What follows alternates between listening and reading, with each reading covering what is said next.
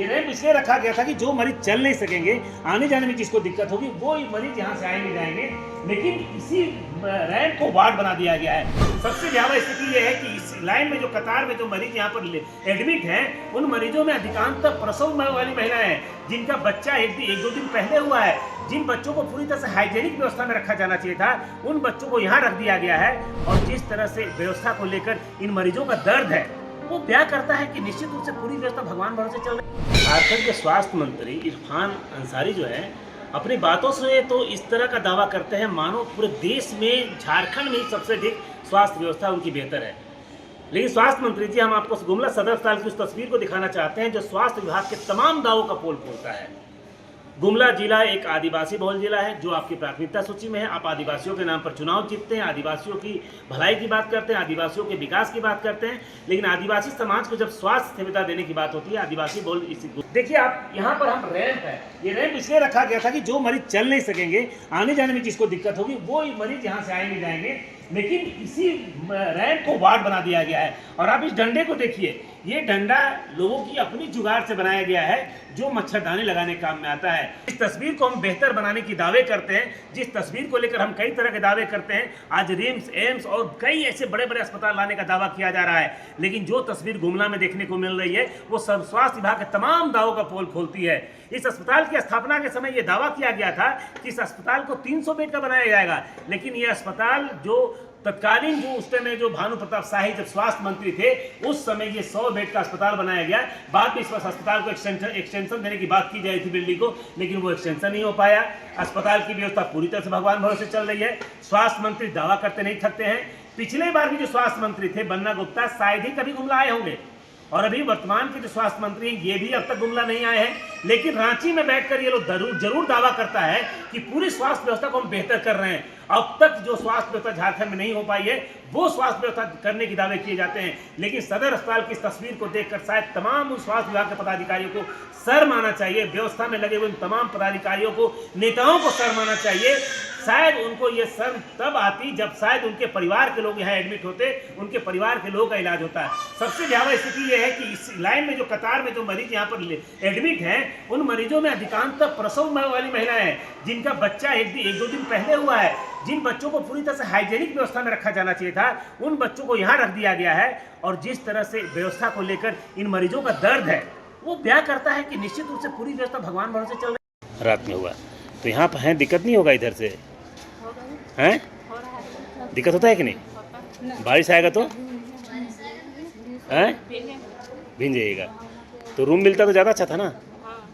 अभी तो ऐसे कैसे हैं आप लोग? सीढ़ी में कहाँ हैं?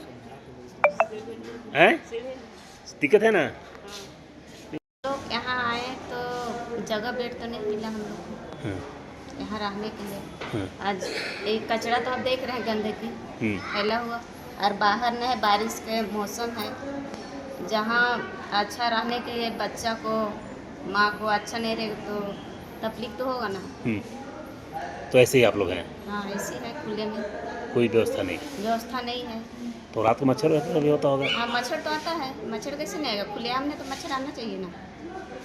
क्या नाम हुआ आपका? मेरा नाम सीमा देवी। ठीक। मलेरिया होने का डर है, माँ बच्चा सब चीज़ का, इसलिए बेड को साफ सुथरा रखना चाहिए, रूम देना चाहिए। लेकिन कोई नहीं व्यवस्था है? कोई व्यवस्था नहीं है। क्या नाम होगा? मेरा नाम सीमा है। अब यहाँ बाहर में बेड मिला है, कचरा सब है, तो बच्चा माँ को दिक्कत है ना है, दिक्कत परेशानी होता है, परेशानी होता है। और कुछ बीमारी होने का भी डर रहता है? बीमारी का भी डर है, मच्छर उच्छर काटता है, माँ बच्चा को भी डर है, इसलिए कुछ व्यवस्था किया जाए। रूम आप लोगों को नहीं मिला यहाँ पर? नहीं मिला। मांग किए थे रूम का? हाँ, मांग किए थे। क्या बोला गया? खाली नहीं है बेड। बोला तो बाहर में पड़े हैं आप लोग? हाँ, बाहर में पड़े हैं। लेके यहाँ आए हैं तो यहाँ पे बहुत ज़्यादा गंदगी है, और ना अभी रूम भी नहीं मिल रहा है। हमको पर्सनल रूम चाहिए था, बोल दिया अभी खाली नहीं है। और इनमें जितना भी पेशेंट है सब ऐसे खुले में है, तो इन्फेक्शन फैलने का डर है इसमें। सब जितना देखे पूरा एकदम पूरा सब ऐसे लेटे हुए हैं पूरा। और खास करके नया बच्चे, खास करके नए बच्चे जितने हैं, सब नए बच्चे सब ऐसे ही अपना बेड पे लेटे हुए ऐसे ही खुले में। और इधर पानी भी आती है तो बारिश में सब इन लोग भीग जाते हैं सब। तो स्थिति तो अच्छी नहीं है, नहीं अच्छी नहीं है इसके लिए। तो ये तो बेहतर व्यवस्था करना हाँ, चाहिए। बेहतर व्यवस्था बनाना चाहिए। पूरा पूरा यहाँ झाड़ू लगता ही नहीं, पूरा गंदगी भी बहुत ज़्यादा है, हाँ, डस्ट भी उड़ता होगा, डस्ट भी उड़ता है। तो पूरी तरह से भगवान भरोसे हाँ। कह सकते हैं, भगवान भरोसे व्यवस्था है। भगवान भरोसे है। यहाँ पे गुमला जो है कि प्राइवेट अस्पताल बहुत नहीं कम है, और जहाँ तक पूरा जितना गुमला क्षेत्र में सब इसी अस्पताल में आते हैं, सरकारी अस्पताल में आते हैं। हाँ। तो यहाँ पे व्यवस्था बहुत ही खराब है। भगवान भरोसे। हाँ, भगवान भरोसे। क्या नाम है आपका? राहुल कुमार। ठीक। हमारे गुमला ज़िला में बेड कैपेसिटी 100 है, उसके अगेंस्ट में 200 प्लस मरीज़ जो है भर्ती रहते हैं। मरीज आने के बाद तो उनको तो नहीं कहेंगे कि हमारे यहाँ बेड नहीं है। जितना मदद हो करना है, जितना करना है सेवा हम लोग देते हैं। कुछ सरकार की तरफ से 200 और 300 बेड का एक वो हॉस्पिटल मतलब बगल में बिल्डिंग बन रहा है, अगर वो बन जाता है, सरकार बनवा देती है, तो हम लोग जितने भी चिकित्सक हैं बेहतर से बेहतर सेवा देने की कोशिश करूँगा। मतलब वो अगर बिल्डिंग बन जाता है तब। हाँ, लेकिन चूंकि अभी सर संख्या अधिक रहती है। हाँ, तभी जितना भी है मतलब हमारे हॉस्पिटल में जितना भी मरीज आता है, किसी को हम लोग नहीं लौटाते हैं, सभी को मैंने किनारे जो होता है अस्पताल के किनारे किनारे बेड लगवा करके उनको सेवा हम लोग करते हैं। आपने सुना कि मरीजों ने क्या कहा, वैसे में यह स्पष्ट है कि सरकार के पदाधिकारी हो, स्वास्थ्य मंत्री हो, स्वास्थ्य महकमा हो, सूबे के स्वास्थ्य विभाग के सचिव हो या जिला प्रशासन के पदाधिकारी हो, तमाम लोग गुमला की स्वास्थ्य व्यवस्था को बेहतर करने का दावा करते हैं। सबसे दुर्भाग्य की बात यह है कि गुमला जिला को अभी हाल में 2 बार पीएम अवार्ड भी मिला है। क्या वो अवार्ड इस तस्वीर को देखकर लगता है आपको कि उस अवार्ड की क्या सच्चाई है? उस अवार्ड को पाने के बाद पदाधिकारियों ने जो दावा किया, वो दावा इस तस्वीर के तमाम चीज़ों का पोल खोलता है। और ऐसे में इन मरीजों को लेकर जो व्यवस्था है, अस्पताल प्रबंधन की ओर से बार बार ये मांग की जाती है कि हमारे बिल्डिंग को एक्सटेंशन किया जाए। बीच के दिनों में प्रयास भी किया गया कि बिल्डिंग को एक्सटेंशन किया जाएगा, लेकिन एक्सटेंशन की बात तो छोड़ दीजिए, मरीजों को जो बेहतर सुविधा मिलनी चाहिए वो नहीं हो पाया। स्वास्थ्य विभाग के कर्मी और पदाधिकारी का प्रयास ये रहता है कि हम बेहतर सेवा दें, लेकिन उनके सामने सबसे बड़ी समस्या आती है कि आखिर में बिल्डिंग जब बनेगी तभी तो वो कर पाएंगे। वार्ड पूरा भरा पड़ा है, ऐसे में यहाँ पर गैलरी हो, रैम्प हो, सीढ़ी हो, जहां भी जिस तरह से व्यवस्था मिलती है, मरीज वहां रहने को मजबूर हो जाते हैं, इलाज करवाने को मजबूर हो जाते हैं।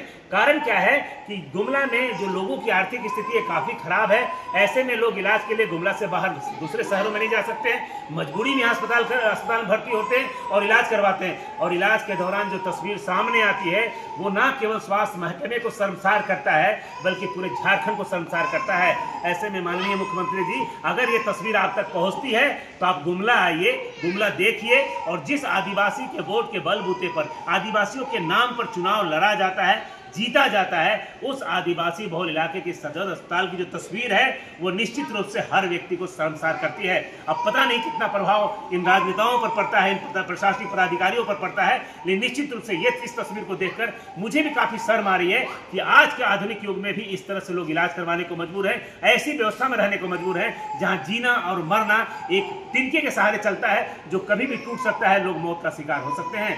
सुशील कुमार सिंह, गुमला।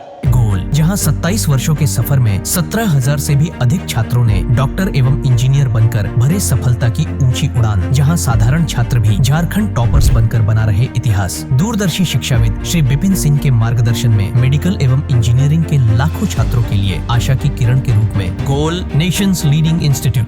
बायोम सिर्फ मेडिकल प्रिपरेशन का संस्थान। बायोम से लगातार दूसरी बार नीट यूजी में 700 मार्क्स पर। 10th पास स्टूडेंट्स के लिए फाउंडेशन कोर्स, 11th पास स्टूडेंट्स के लिए फ्रेशर कोर्स और 12th पास स्टूडेंट्स के लिए टारगेट कोर्स 17 अप्रैल से शुरू हो रहे हैं। कॉल 7360066190 और विजिट बायोम, circular road near women's college and Hinoo, Ranchi. thefollowup.in. Like, share and subscribe. www.thefollowup.in